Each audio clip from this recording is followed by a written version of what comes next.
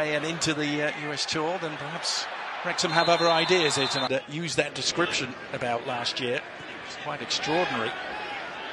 New players as well, so it'll be very important to see kind of how this. People talk sometimes, why do you hit shots from distance? Why do you put balls into areas when maybe your odds of scoring yourself aren't great? Well, here's a prime example.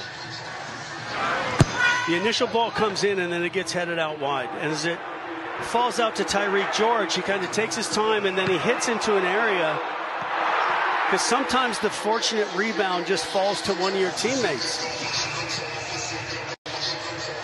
And it's Colwell who does a really great job. Chukwuemeka has stayed down for now, slowly back up. Angelo keeping it low.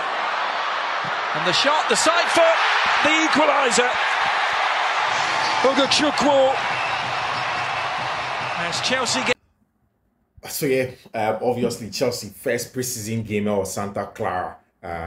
Just this morning, big one, big important game. It's the first one for about 5 sets of preseason games at Chelsea in the United States of America, and inter preseason games now. First one about, so and we'll delve into it about different things that we realize in this, and I think that you need to have access to them. You need to understand what they are as a Chelsea fan to understand what this game was really about. Of course, a game, of course, in Santa Clara. Chelsea arrived in the US of A. If you are not in that South Coast, that's like 3 days ago, but essentially it's like 2 days ago since they went there. I might just one training session, and I'm sure that this morning they did some shake-up before this big game. Not necessarily a big game. Wrexham, though, they have been there for a while. They already played Bournemouth about a couple of days ago, and Chelsea was going to be their second game. The game did happen, but a lot of the people have praised Enzo Maresca for his training methods, and everybody that has what the training method has hit at. They are seeing certain things that is reminiscent of Pep Guardiola positional style of playing, where there is a base 5, there is a attacking number 8 in the house pieces. Somebody keeps the weight. They play some good stuff. And they were seeing it. And like I always keep on saying, yeah, those things are good, but it's just training, and this is also just preseason. A game at first half, Chelsea in a full start, a one starting lineup. They changed almost everybody in the second half, just apart from only Chukwuemeka, but he stayed on it in the second half. Renato Viega didn't come on in the second half. I mean, when they were changing it at halftime, Chukwuemeka stayed on. Then later, so there were 2 sets of teams and a boy. First half, obviously, there was a branch friend Christopher Nkunku, and it was a solitary goal from Christopher Nkunku. That was the first goal that has been scored under Enzo Maresca since he became a Chelsea manager.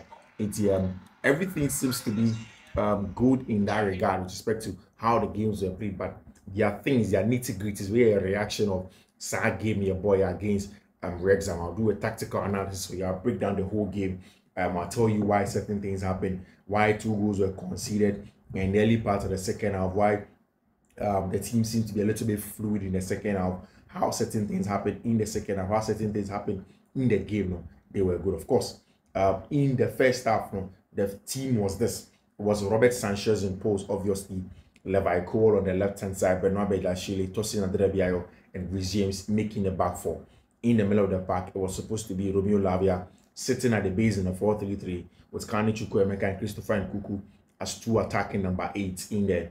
I'll tell you what that means in terms of the positional play, or not just the nominal formation. Noni Madueke on the right, Tyreek George on the left, then Maggie leading the lines of Chelsea Football Club. If you watch the game, you could tell, say, immediately the game started, one thing was clear. What was clear was that you could see, say, Chelsea had their players different from the nominal formation. I catch you several times, and the nominal formation is different from what you see.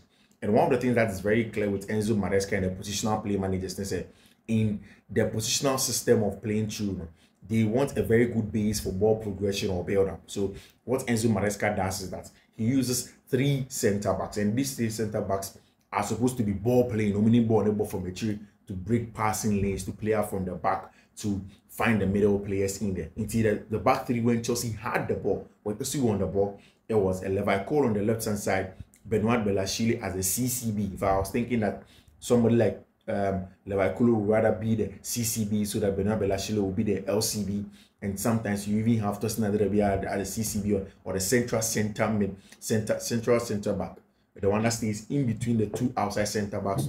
And almost that center back usually is the conductor of the two. Or conduct the game, or should be a passing the corner, calm it down ball, find zones where he wants to take the ball to, times where he wants to calm down the ball. So, man, that's what the conductor does in between the two outside center backs when they are there.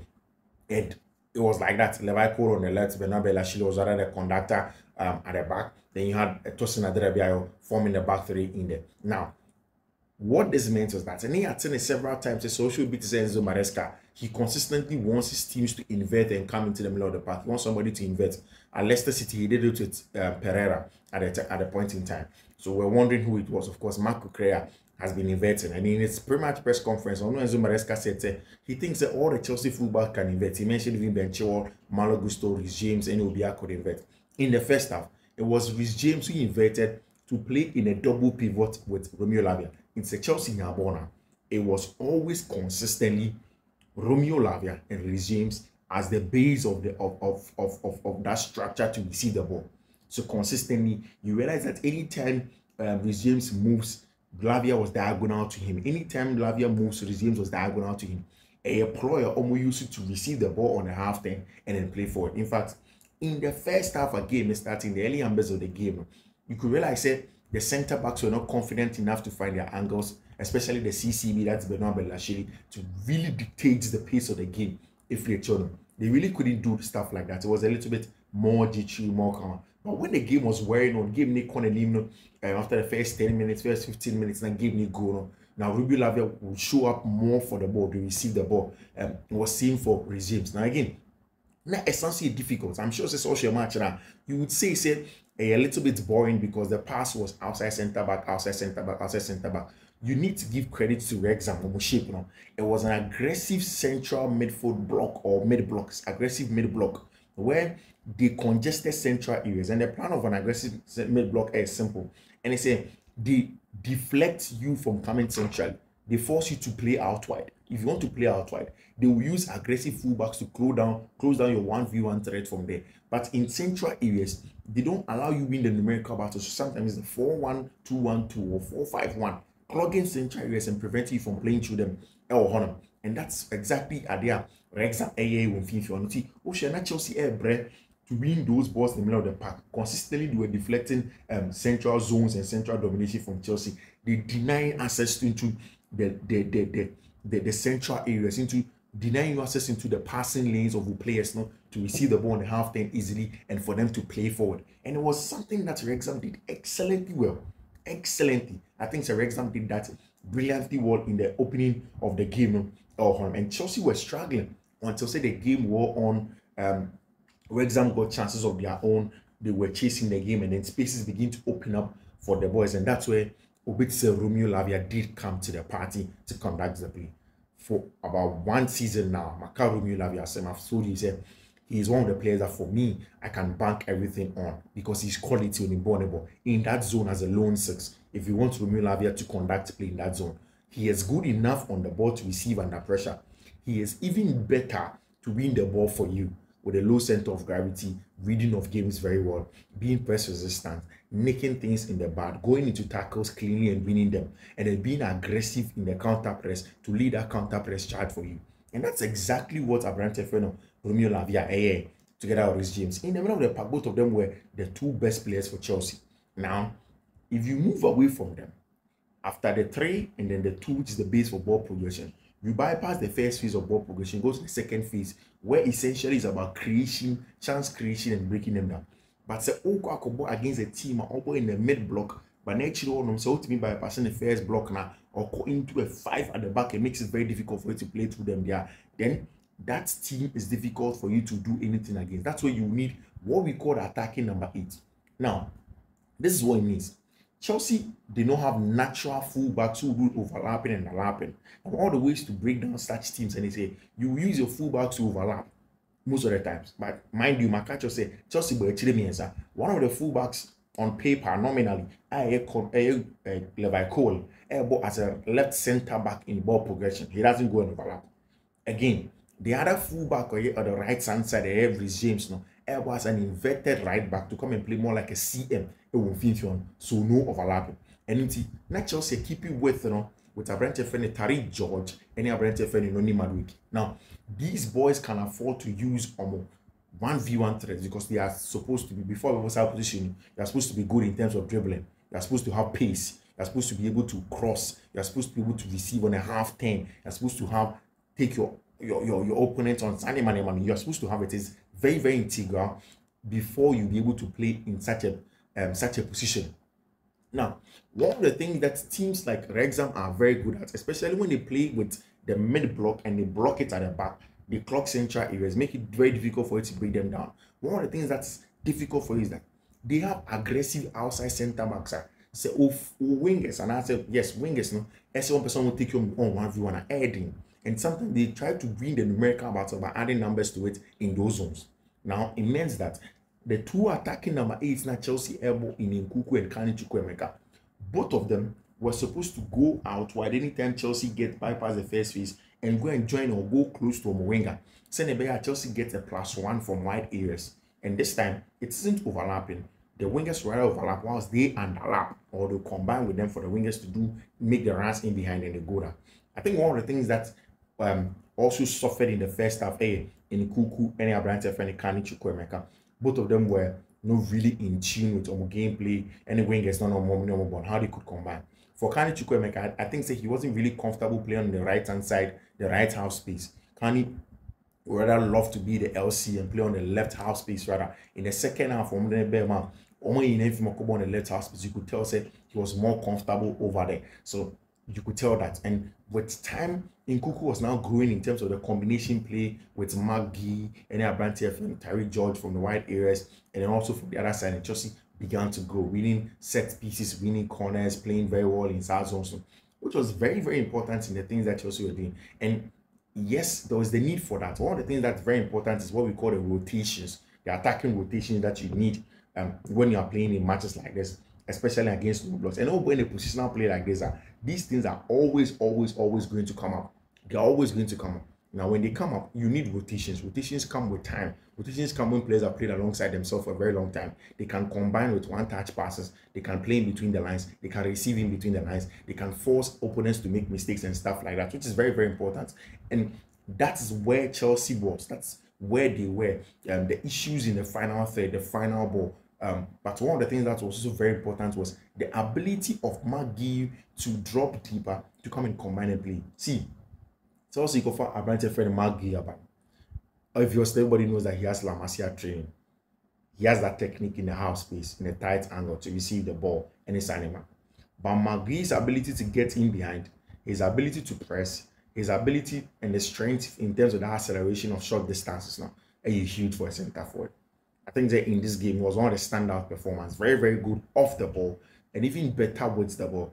The off the ball, how much hard he was willing to work for the team, how much effort was willing to put in to make sure the team will thrive off the ball. And he was always leading the press, always aggressive to go in and press, always to make sure even with time he began to learn exactly how Nkuku wants to play. Now was coming short to come and combine with Abrante friend Christopher Nkuku, and they wanted to do things. Now, one of the things that is very, very important with this Chelsea setup, and I said, somebody like Noni Madueke will be confined in a role where he has to be very disciplined. He has to be a defensive winger. You go back and you watch every player that plays in such a role for Man City, all of these positional teams. Consistently, these guys are supposed to drop back and come and help defend.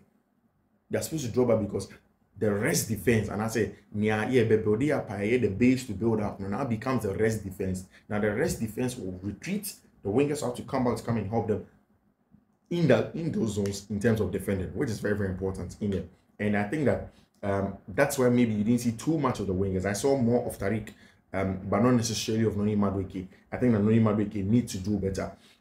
You look at the importance of Romeo Lavia. I've said it before. I think that he was superb on and off the ball. Everything in those central zones, Romeo Lavia was up to it. He dictated the pace of the game in those areas, jumping behind the press. And anytime they will force, Chelsea will hold on to the ball, baiting the press. Tossing Adrabia baits the press. Quickly, you see that a bunch of friend Romeo Lavia will jump behind the press, and the jump is very important because immediately he jumps, he opens up a passing lane for his center back to come in there and break the line. That's very, very good in breaking the lines. And like I said, McGee was very lively, very aggressive in pressing, very aggressive in chasing the ball. He worked extremely hard for the team, and I think that the running in behind is his biggest asset as a player. And these are attributes that he will need in the English Premier League. Mind you, in the Spanish La Liga and McGee, he's coming to play against all the toughest center backs in the world, and he needs to be aggressive. He needs to be arrogant. He needs to be energetic. He needs to try and be bullish like that. I mean, it's just like what we saw in Abrante and Diego Costa, and of course, when you are talking about the likes of Didier Drogba and the likes, what they could give the team without the ball, about being bullish and stuff like that in there, which is the most important thing again. If you look at Chelsea off the ball shape, the off the ball shape was more like a 4-1-4-1 shape, like Marcelo Bielsa plays now. What this means is that anytime Chelsea lose the ball, Medica catches, the wingers will now have to drop into the middle of the park. They have to be the first defenders. They have to be the first fullbacks now. So it becomes a 4-1. Regimes will keep that width in there. Somebody will drop in this zone. It becomes a 4-1-4-1 in there. Romeo Lavia, Regimes will go back. The fullbacks will now come in. Then we'll have a very good 4-1-4-1. So sometimes it becomes a 5-4-1 deep block if the team has dropped in very, but then you get numbers behind the ball. You make sure you protect your defensive line. So also second half now, one of the reasons why Chelsea considered goal was that the numbers behind the ball wasn't enough, especially at the far post. And when Bergstrom could not parry that ball well, Wrexham pounds on it for them to get their equalizer in the second half. So with the off the ball job, I think in the first half there was enough counter press for Romeo Lavia that made the first half better with off the ball than the second half. In fact, I think in the second half, Chelsea were better on the ball because of Andre Santos' ability to play in there, and the fact that Kane Chukwuemeka went to play on the left half space where he's more comfortable playing than he's playing on the right half space that he did in the first half. It's something that I think was very important. I think that when the two attacking number 8s dropping into the wide pockets inside was very, very important for the +1 rule over there in the wide areas, and to get a 3-2 base, very important in forming a 3-3-4 sort of when Chelsea play for it. So in every zone there are enough numbers. So 3 at the back, 3 in the middle of the park, because there are 2 attacking number 8s in here, and you have 4 at the top that will do the job for you. Of course, in the see, I've said it several times. I don't think Chelsea needs a striker this summer. I don't think that there are quality strikers on the market this summer. I don't think that Chelsea need to go and buy any player that is not good enough that will splash a lot of money on this summer. I think that if Chelsea are able to keep Cole Palmer fit, keep Nkunku fit, keep Nicolas Jackson fit, there's a very high tendency that Chelsea gets enough goals and prevents conceding those set pieces goals that Chelsea conceded. Chelsea will have a better goal difference than they did last season. And I think that the goal from Christopher Nkunku tells you he may not be playing well, but he is the closest thing to a gunman that Chelsea has. The ball falls to him, he converts half chances and then scores. The ball falls to him, he plays good stuff and then scores. And that is what you get from somebody like Christopher Nkunku in there. And you see, when you watch a player beat Christopher Nkunku, what he gives the team, what he gives that, you don't need to spend too much money on a Julian Alvarez. And I've been saying this for a very, very, very long time. I'm very glad when people watch Christopher Nkunku, you could tell that this is a player that is up there, that's in tune, that knows exactly what he wants to do. And in the box, he's a fox in there. He wants to play very, very well in there. I think there's a lot of work to do still from Enzo Maresca. I mean, he just started, especially with the rotation. See, wide rotations are very important for any team that wants to break down low block. If you want to break down low block, you need to be able to have those wide rotations. You need to be able to rotate. You need to be able to find pockets of spaces. You need to be able to get players picking up positions that will stretch the opponent's backline.